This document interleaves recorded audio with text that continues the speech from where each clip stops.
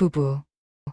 세상에서 가장 긴 인연의 기록. 제한장 공기처럼 당연했던, 그러나 기적이었던 당신.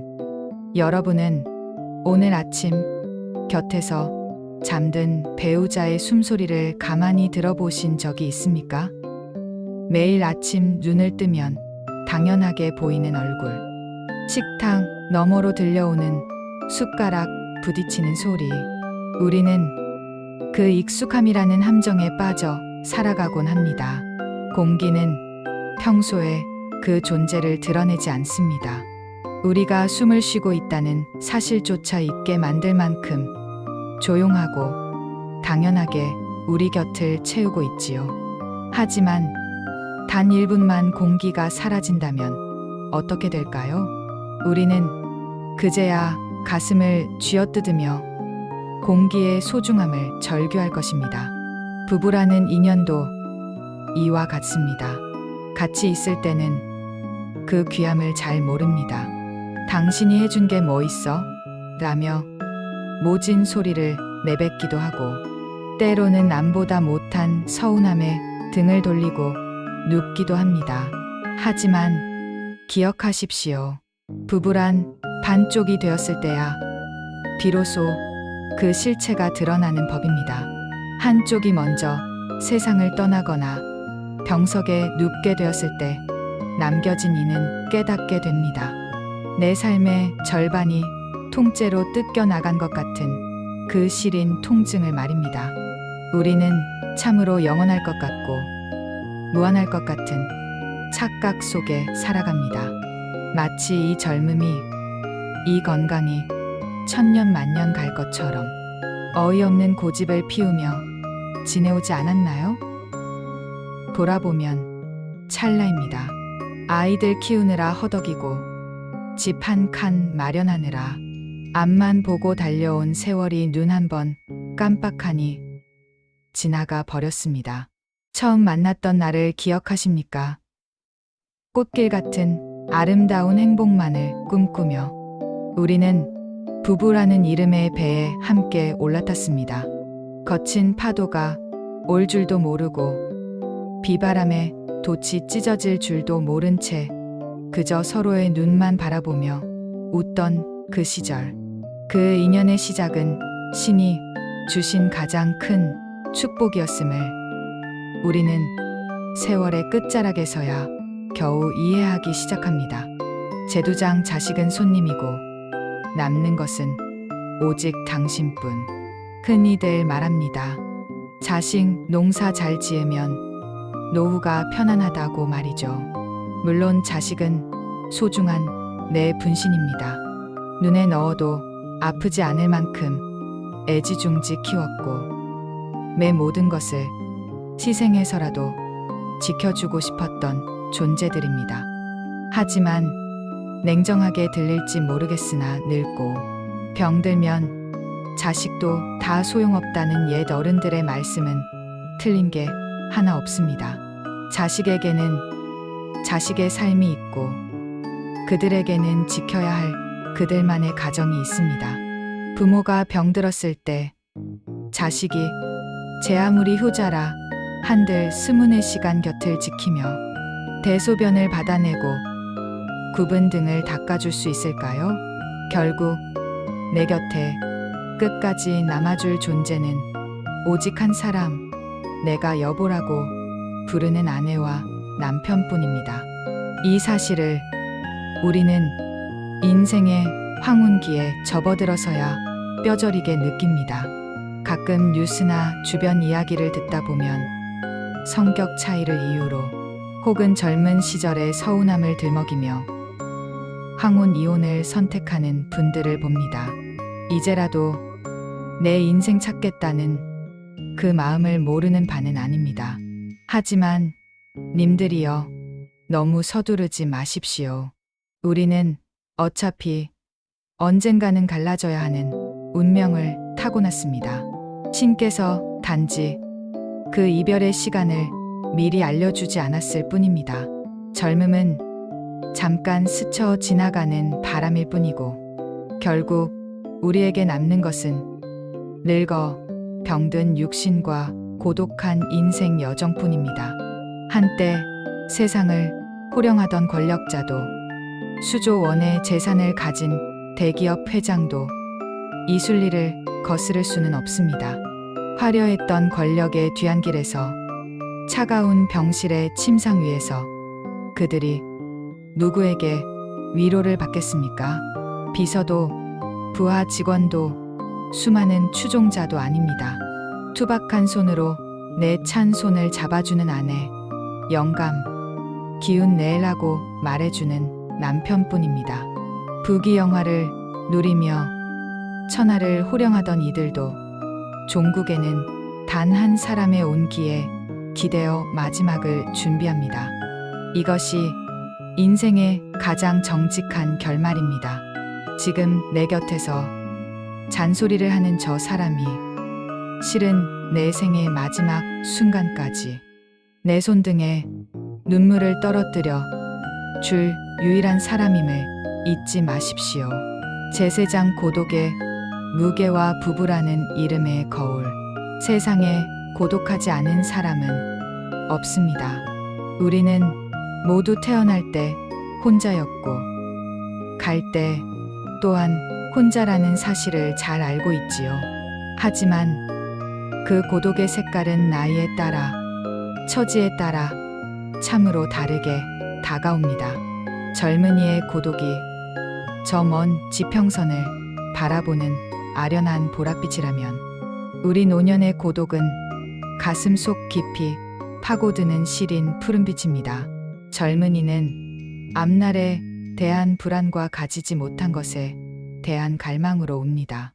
하지만 노인은 잃어버린 것들, 이제는 다시 되돌릴 수 없는 세월 때문에 눈물 짓습니다. 부자는 모든 것이 채워져 있어 역설적으로 공허함을 느끼고, 가난한 이는 그 빈자리 때문에 고립감을 느낍니다. 하지만 그 모든 고독 중에서 가장 애련한 것이 무엇인지 아십니까? 바로 사랑의 대상을 잃었을 때 찾아오는 고독입니다. 특히 평생을 몸 섞고 마음 섞으며 살아온 배우자를 먼저 보낸 뒤의 고독은 단순히 외롭다는 말로는 형용할 수 없는 존재의 상실 그 자체입니다. 젊은 시절엔 사랑하기 위해 살았습니다. 뜨거운 열정으로 상대를 탐하고 나를 증명하려 애썼지요. 하지만 나이가 들면 살기 위해 사랑하게 됩니다. 여기서의 사랑은 화려한 수식어가 아닙니다. 상대의 기침 소리에 잠을 깨고 상대의 걸음걸이가 무겁지 않은지 살피는 것. 그것이 우리가 살아남기 위한 유일한 생존 방식이자 가장 숭고한 사랑의 형태입니다. 아내란 청년에게는 연인이고 중년에게는 친구이며 노년에게는 간호사다 라는 격언을 떠올려 보십시오. 이 말은 아내를 수단으로 여기라는 뜻이 결코 아닙니다. 인생의 계절에 따라 부부의 역할이 그만큼 절실하게 변해간다는 뜻입니다. 젊을 땐 설레는 가슴으로 만났고 중년엔 삶의 고단함을 함께 짊어지는 전우로 살았으며 이제 노년엔 서로의 아픈 곳을 어루만지는 유일한 치유자가 된 것입니다. 부부는 서로의 거울입니다. 상대의 얼굴에 깊게 파인 주름을 보며 나의 세월을 읽고 상대의 굽은 등을 보며 내가 져야 했던 짐의 무게를 느낍니다. 우리가 밥 한 그릇을 비벼같이 먹고 같은 컵에 입을 대고 마셔도 아무렇지 않은 이유는 이미 서로의 영혼이 섞여버렸기 때문입니다. 둘이면서 하나이고 혼자이면 반쪽이 되어버리는 기적 같은 인연. 길을 가다 마주치는 수많은 사람 중에 왜 하필 당신이었을까요? 수십 년 전 그 수많은 우연을 뚫고 맺어진 이 인연이 얼마나 경이로운 것인지 다시 한번 생각해 보십시오. 혼자이면 외로워 병이 되고 많은 우리네 인생에서 곁에서 숨 쉬어주는 그 사람이 있다는 것만으로도 당신은 이미 세상에서 가장 큰 부자입니다. 제내장 참 행복했소. 마지막에 남겨야 할 단 한 문장. 인생 최대의 행복은 무엇일까요? 높은 자리에 올라 이름을 떨치는 것일까요? 아니면 통장에 숫자를 가득 채워 남 부럽지 않게 사는 것일까요? 물론 그것들도 달콤한 성취일 수 있습니다. 하지만 생의 마지막 순간 숨이 가빠오는 그 찰나에 우리가 떠올릴 것은 명예도 돈도 아닙니다. 그저 사는 날 동안 지나치지도 모자라지도 않게 서로 사랑을 나누다가 내 곁을 지켜준 사람의 눈을 바라보며 이렇게 말할 수 있는 것. 난 당신 만나 참 행복했소. 고생 많았소.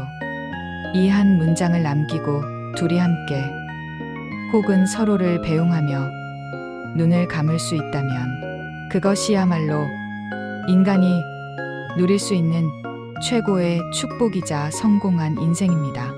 오늘 저녁 당신에게 작은 숙제를 하나 드리고 싶습니다.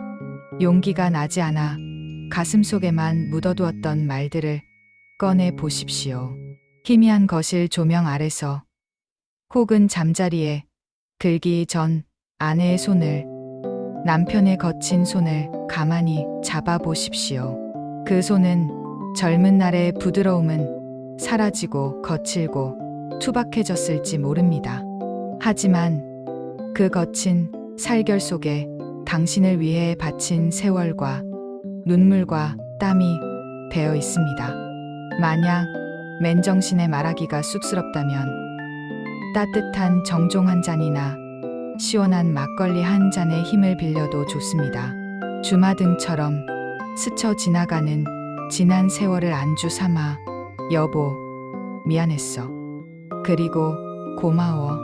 라고 나지막이 읊조려 보십시오.